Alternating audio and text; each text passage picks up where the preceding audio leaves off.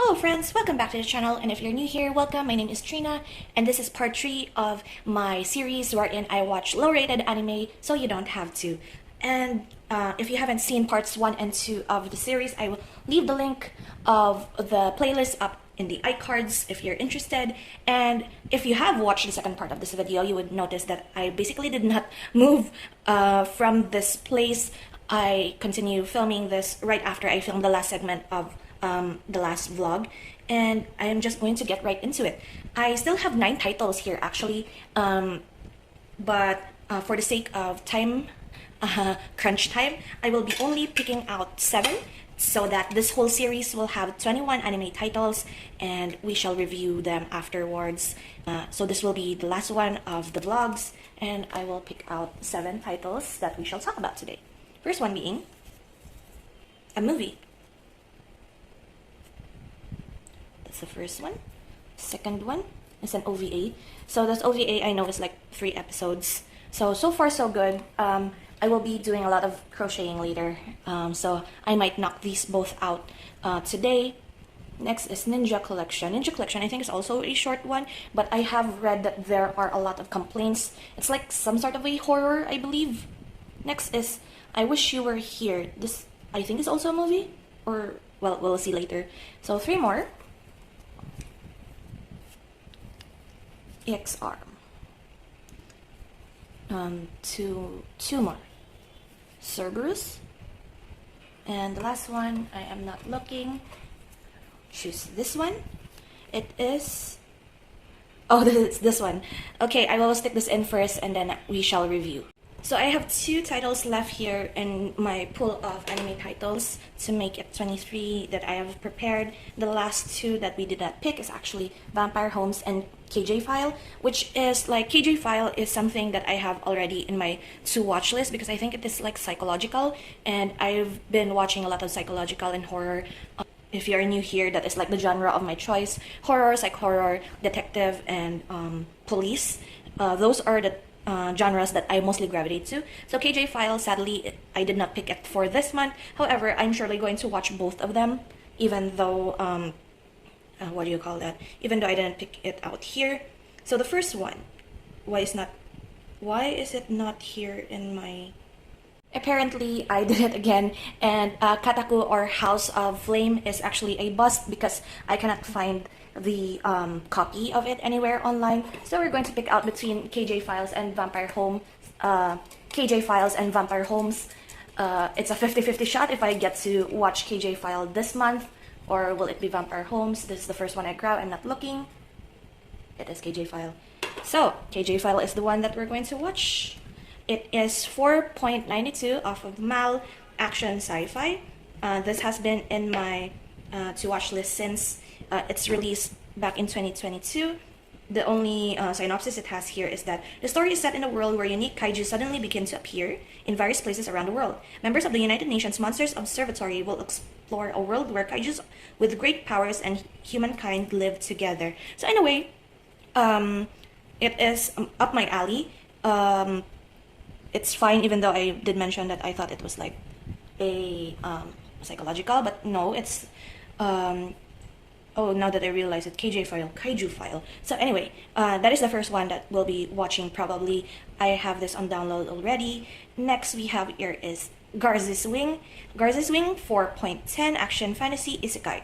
Christopher Chris Chiaki is an easygoing guy who keeps failing his college entrance exam well into his mid-20s. His days are occupied with kendo practice, visits to his family's shrine, and dreaming of his high school reunion. When his spirit is suddenly transported to the world of Biston Well, Chris becomes Garza's Wing, a legendary holy warrior. The Metamius tribe summoned him to help liberate them from slavery, but unfortunately Chris has no knowledge on how to be a holy warrior, and moreover, only has an incredibly dull sword, which he salvaged from a corpse. To make matters more complicated, there is another Chris who is still in the normal world. He cannot control the events in Biston Well, but is tied to the fate of the other Chris. The young man must struggle and adventure in the world of magical creatures and mysterious foreigners. We'll see, because it is like a 3-episode series wherein it's 30 minutes each. So we'll see how far or how well they execute this story, because in my opinion this could be like a good movie, or a like 12 episode anime based on just the story. And another JC Staff studio. We have seen a lot of JC Staff anime here, and with my research actually, I've noticed that JC Staff is really a hit or miss sort of studio. They produce a lot of beautiful anime throughout the years, but also a lot of bust anime that like is very low rated and very much unloved by the community. So we'll see. Next is Ninja Collection. 3.75. This is another one, horror supernatural. Set in modern day Tokyo, where dreams and desires are afloat, a group of ninjas called Tokeshu is set to stop the spread of darkness that prevails in the world using ancient techniques passed down through generations. Very short and very vague. However, I did manage to like do some research, because the list that I have here actually with all of the low-rated anime, I did not necessarily just browse through my anime list and look for like the 6 and below ratings, but rather I've also like looked through the internet to see what are like the most disappointing anime of all time, and one of them is actually Ninja Collection, with the title of the article as Ninja Collection, but no ninjas are involved in this anime. That is like the title, and so we'll see. I'm still curious about it, even though it's like very low rated. Next, Zion, I Wish You Were Here, 4 episodes of 27 minutes each. Action, drama, mystery, sci-fi. In the future, a meteor crashes into Earth and brings with it a virulent form of life. This virus, is it virulent or virulent? This virus is known as M34 and attacks humans, turning them into vicious monsters. Most of the human population is wiped out, thus government agencies are formed to fight the virus. One of the group's NOA inserts nanomachines into the bodies of its soldiers. These machines allow them to transform and fight off the infected. Unfortunately, the virus mutates and becomes too strong for NOA to handle. Now the fate of the world rests in the hands of a 16-year-old girl with the power to defeat the virus. Now it kind of reminds me of like the one we just had recently, Gibi 8. And when it comes to like fighting virus, sci-fi, and like nanomachines, it's mostly like human experiments again, and these are the themes that I've noticed when it comes to low-rated anime. It's like mecha sci-fi, virus fighting, action, and this is another one that I'm actually afraid of. EX Arm is 2.91, action sci-fi seinen, with a very long synopsis. I'm not sure if you could hear like the horn noises outside. I'm sorry. I live in a city wherein car repair shops are like right across the street, so that often happens. And so we proceed to synopsis. After being hit by a truck in the year 2014, Natsumi Akira awokes to find himself inside a machine following a 16-year-long coma. As he adjusts to a new interface, he is greeted by a police officer, Uezono Minami, and her android partner, Alma. The pair shows Akira that his brain is contained inside a device called an EX Arm, a weapon of mass destruction. Aboard an enemy smuggler ship, the three must escape using nothing but their ingenuity and combat skills. While initially reluctant to fight, Akira soon recalls his brother's words from before the accident. The memory inspires him to take action, possessing Alma's body to fight his opponents using martial arts. Once Alma plugs into one of the ship's parts, he discovers the devastating potential of his EX Arm by effortlessly hacking and assuming control of the vessel. Upon safely arriving back on land, Akira meets the other members of the EX Arm Countermeasure Prevention Team, a police division working to mitigate the effects of EX Arms. Witnessing the atrocities committed by those who seek the power of the EX Arms, he resolves to join the team and put an end to the terror caused by these weapons. I don't know. It sounds cliche.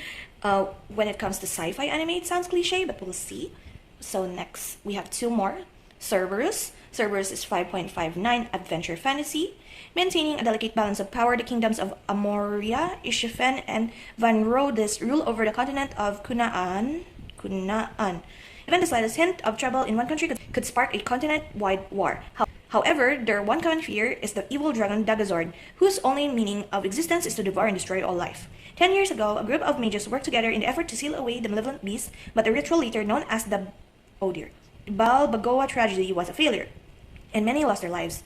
Three parents died in this tragedy. Hero was saved by the swordman Giru. Under the Under the latter's tutelage, Hero learned swordsmanship with the sole purpose of seeking revenge. Now a budding master himself, he sets out in search of Dagazord in order to realize his long-awaited vengeance, or to be consumed by the dragon and meet the same fate as his parents.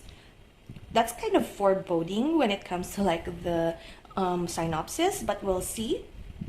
Last, we have this one. What is the English of this? Anyway, Jingei-san no Yome is actually one of those anime that I've just found off of like Facebook with the clips, and I think it's kind of adorable. 5.78 rating, comedy fantasy, josei romance, and school. High schooler Tomari Hinowa is called to the principal's office one day to hear some shocking news. He is getting married. A curious fluffy creature called Kanenogi has chosen him as their wife, and despite Tomari's initial misgivings, he decides to accept. What follows are a series of delightful tales from this new couple's monstrous married life. So in a way, it is funny. I have watched clips of how stupid this like monster was.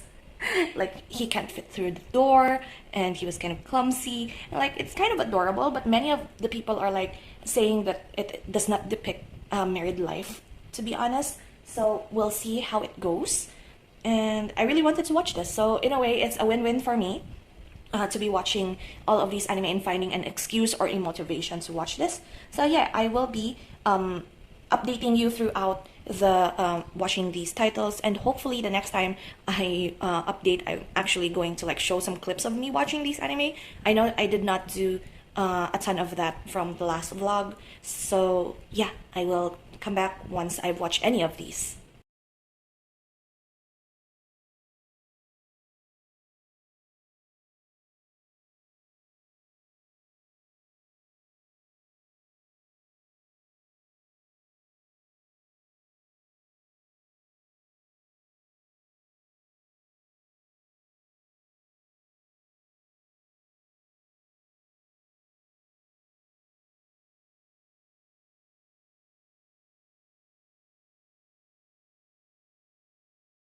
So I have finished three yesterday. Today is the 24th.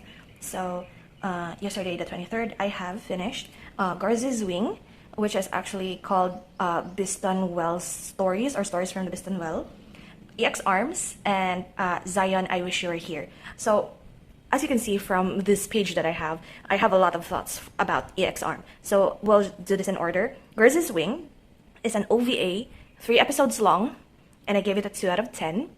It is originally, I think, what is Garza's Wing ratings? Quick search that I have here is, it is originally a 4.1.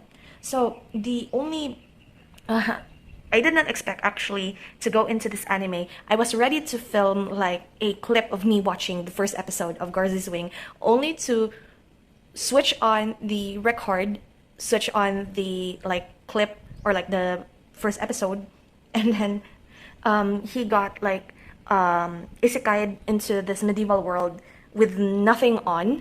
He was like butt naked and like did not expect that. So I was like, nope, this is not kid friendly on the internet.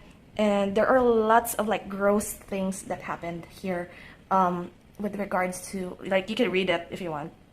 And like the main character, Chris, I really don't like him that much, as well as his progression. So basically Garza's Wing is like this retaker dropout sort of situation of a college student who parties a lot. Was like half of him got isekai'd. It's like an out-of-body experience, but there is another Chris in the modern world that stayed. It's like half and half. Like half of him is in this modern, his day-to-day life, and half of him is in this medieval world, who was summoned as like a heroic being for them, and his persona is like reminiscent of like Hermes with wings on his feet. That is why he is called Garza's Wing. And he has a like a fairy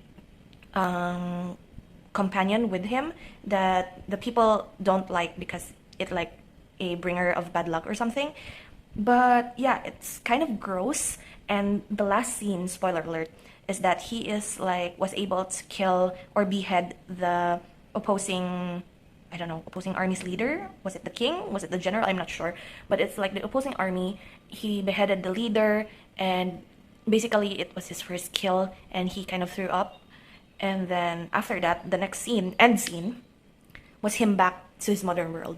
And he brought with him Garcia Swing, the girlfriend of his, knows about the story. And the ending scene was them taking off on their motorcycle with him using Garcia Swing and flying off to I don't know what mountain that was. And I was like scratching my head, like what happened in the 3 episodes? He went from being such a nothing with like a blunt sword to someone who is flying into the distance on a motorcycle with his girlfriend. I'm like, I don't understand. I don't like this. It's weird. It's a very weird hot garbage anime. Next, we have here EX Arm. Again, EX Arm I rated as a 2 out of 10. A lot of people actually rated this as a 1. It's collectively 2.91 off of my anime list. EX Arm, I am very sad about because I like the story. I like that it is actually a...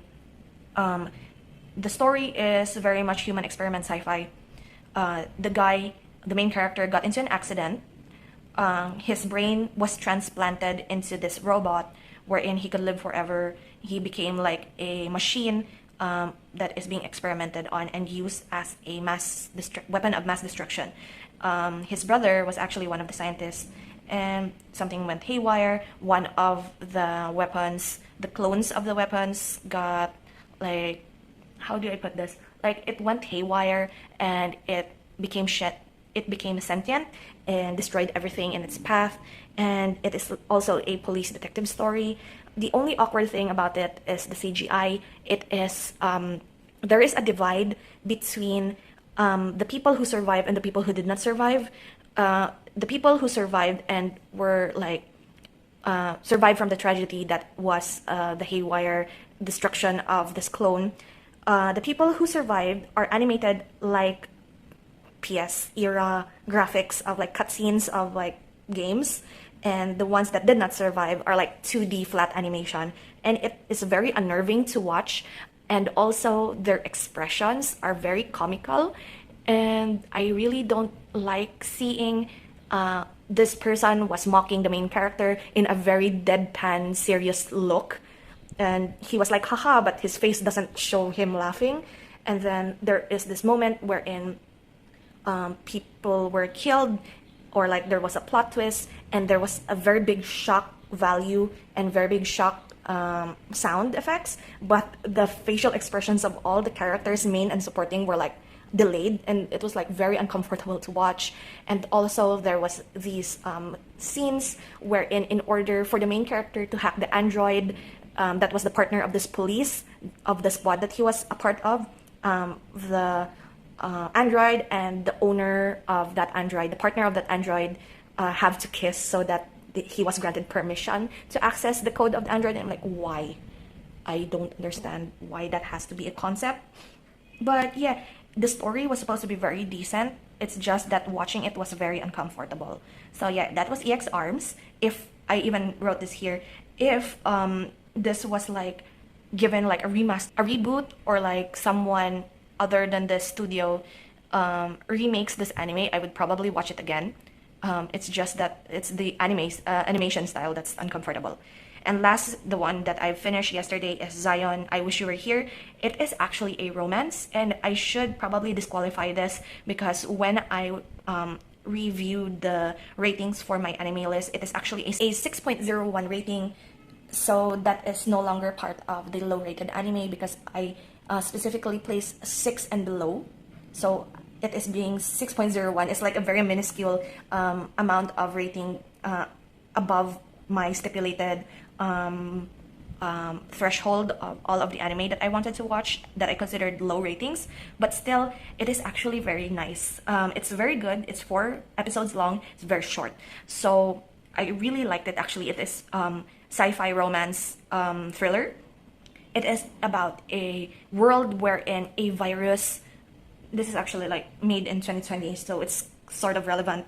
It is a virus that turns people into monsters, and then people who fight these virus or infected patients are being injected with nanomachines to fight off the infection or the infected. So the nanomachines are like their armor, so to speak. However, there is this virus that morphed into, or like the strain of virus now can consume nanomachines and can convert nanomachines into like a thicker, it's like they have their skin turn into like steel and such, so that bullets can't penetrate through their outer covering and thus can infect more people.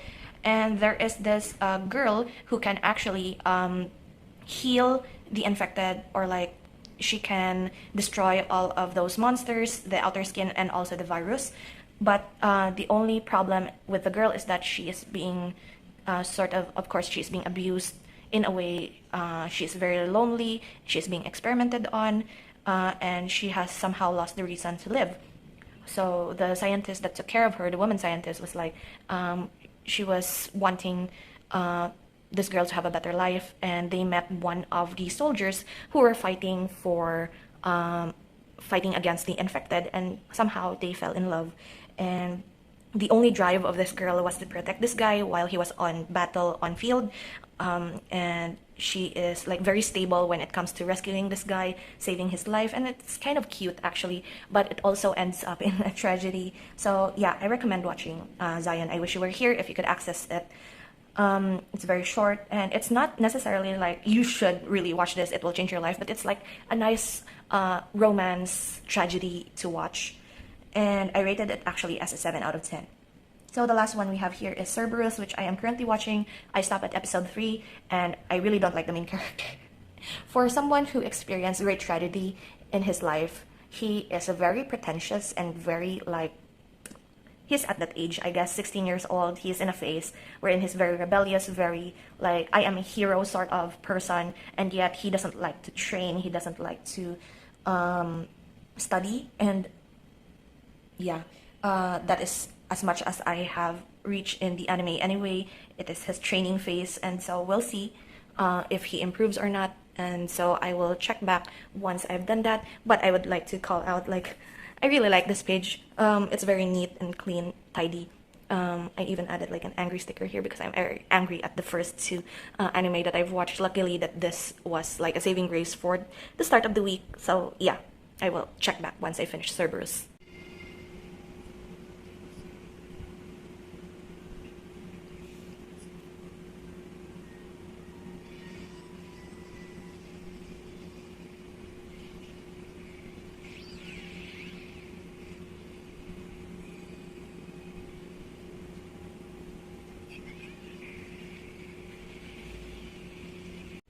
Hello, final update. I have powered through and finished everything. By everything, I mean I binge watched like 3 other anime after Cerberus without checking in, and I will slowly go through that. So first, Cerberus, I gave it a 4 out of 10. I also have a long rant here. So the story of Cerberus actually is about a dragon that was supposed to be sealed by powerful mages, but they failed because someone attacked one of the mages and that mage died, thus having the sealing ritual be incomplete and ruined.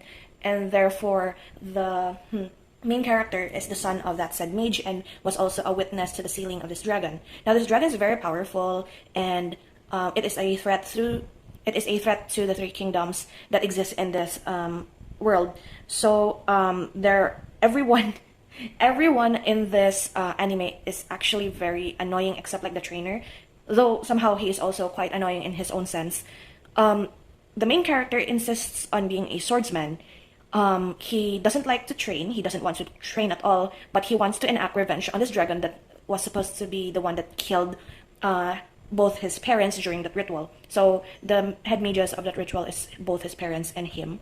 And yeah, he's the only survivor to that tragedy, and for someone who has experienced tragedy, he is very much a brat. He's very pretentious, and I am very annoyed at the way he insists on something that he's not good at, when in turn he's actually very much good at magic. He is very skilled in he's very skilled mage, and his like caretaker trainer also acknowledges that he has very much a potential similar to his father with witchcraft and like magic, and yet he leaves him be and trains him the way of the sword, which is like counterproductive to what they were supposed to do. He has been training for 10 years, and yet he is still that weak when it comes to swordsmanship. And even though they met this like sensei of some sort, which is an old friend of his father, he also tested him with how he is with magic, and yet he doesn't like explicitly say that you are better at magic than with swordsmanship. He just like lets him train like drawing of sword and like slashing using his hand with no weapon, and like the main character hero doesn't know, or nor does he see all of those magical slashes that comes out of his hand. And also this teacher who can see them doesn't even tell him that that exists. So hero is like, this is pointless, I don't see the reason why I'm wasting time doing this. And also like there is so much in this anime that there is to hate actually. And in the end actually he defeated the dragon, spoiler alert, but like you would expect that, and it turned into a whole romance. So in a way it is chaos in the making, and I really don't see why it is called Cerberus even. Maybe because Cerberus is three-headed and they like needed 3 pillars to seal the dragon or something. I don't know. Anyway, next we have here the next one that I've watched is Jingai-san no Yome.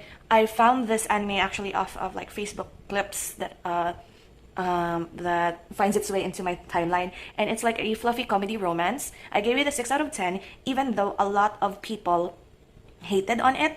So the story of Jingai-san no Yome is actually these students, I think it's an all-boys school, and then these yokai-like monsters choose a boy to marry and become their wife, and they were given like subsidy and housing and such when the student gets chosen to be married. And at first the main character is reluctant because Kanenogi-san is a fluffy monster, and it's kind of weird, like, I'm a guy, why am I becoming a wife? But then he accidentally stumbles upon Kanenogi-san and hugged him, and his fur is very soft and he has a very fluffy tail, and in a way that is how he fell in love, because he's adorable and he becomes like protective, jealous, and all of that. And there are other of his classmates that are similar who marries a different monster, and it's just all fun and games. It's fairly short, so these numbers are not by ratings, but rather those are the number of minutes. That is why I was able to binge watch all 3 of these in a short amount of time, because they are like 4-minute long episodes or 3-minute long episodes. So despite people saying that, oh, this is supposed to be 3, not 4, because I wrote it there. Despite people hating on it, that it is not actually like depiction of like a married couple, or like the monsters just doting on the humans that they chose, still it's adorable. It's like hot garbage, fluffy, if you want to watch something like that. Next I have here is Ninja Collection. Ninja Collection is the one that they hated on as something that doesn't necessarily have ninjas, but also the art style. So for me, I don't mind this. I think I gave this a 5 out of 10. Right, there are 13 episodes. The story, or like the art style of the anime, is very similar to Yami Shibai, or the ghost stories, kind of like a storybook aesthetic sort of situation, and I don't mind that. Many people think of it like a PowerPoint presentation, and it's not real animation, as they say, but I don't mind it. That's why I gave it like a higher rating compared to what it's supposed to be.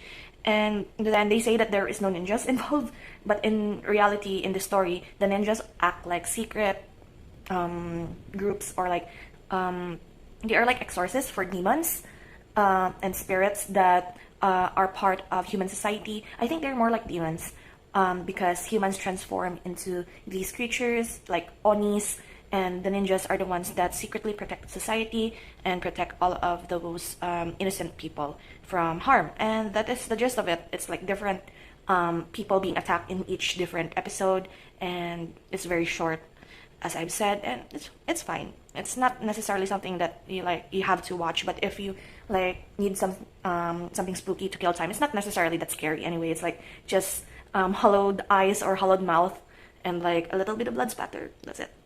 Very tame, very mild. And last here we have Vampire Homes, which is not part of our list previously because I used to have KJ file or Kaiju file in this, and yet I have not found the file of the anime, so I was like, well, luckily I still have like one more left from all of the list that I have collected, and yet I have rated Vampire Homes as 3 out of 10. It is like a 4-minute long episode where in 2 minutes of that anime is ads for their mobile game, which is of the same name, Vampire Homes, which is like a detective story graphic novel. It took me a while to think of the term, but the entire episode is 4 minutes long with 2 minutes of ads and intro and outro music, and the whole series is just one case. However, it depicts of how lazy Holmes is, and his assistant Hudson is trying to get him to have a work. The first episode, Hudson presented Holmes a case about a disappearance of a woman in a mansion, and then Holmes was like, I won't take this case, I'm bored, and they don't have money for rent, and it's very weird, it's not worth it. And yet by the end of it, discreetly, or like in secrecy, Holmes actually what do you call that? Holmes actually solved the case by himself, without, it's like he's being like coy with it.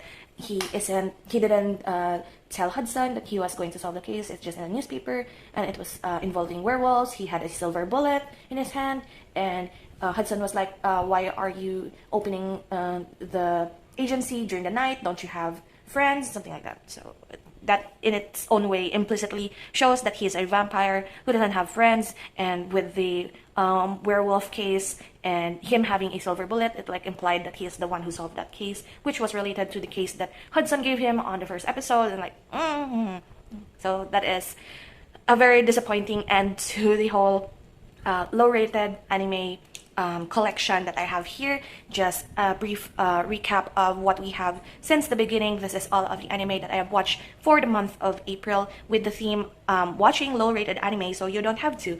So out of all of the 21 titles we have here, we have 8 that I've rated a 6 and above. Taboo Tattoo, Caligula, Active Raid, I've Somehow Gotten Stronger When I Improved My Farming Related Skills, Over the Sky Movie, I Wish You Were Here, Zion, I Wish You Were Here, and Jingai-san no Yome. So in a way, that is a good ratio, more than 1/3 of all of the titles that we have here set up.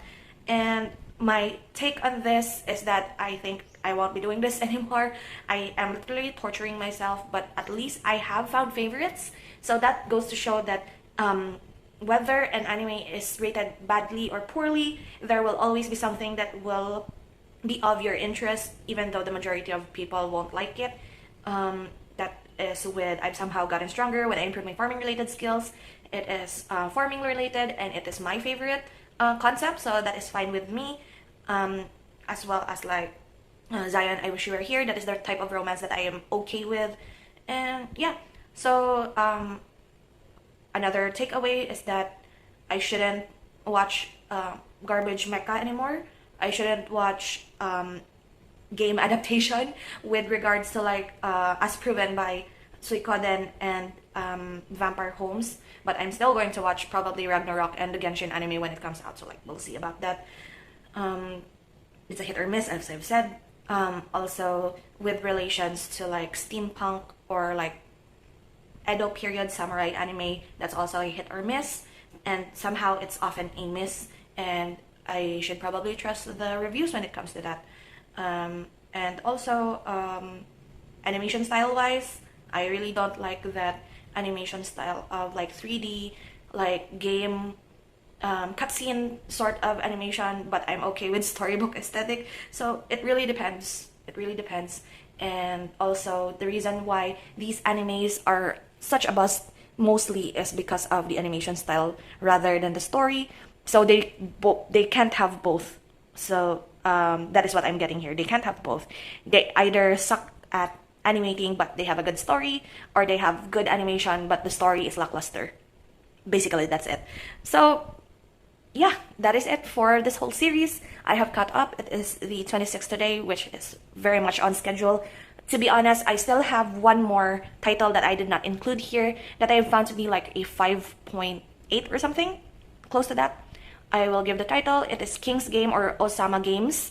I will be watching that probably in the next time. We'll see. It is part of my to watch list, so if you still want to watch something before me that is not part of these 21 titles, go for Osama Game. And that is it. Thank you so much for hanging out with me today and for tolerating this sort of series.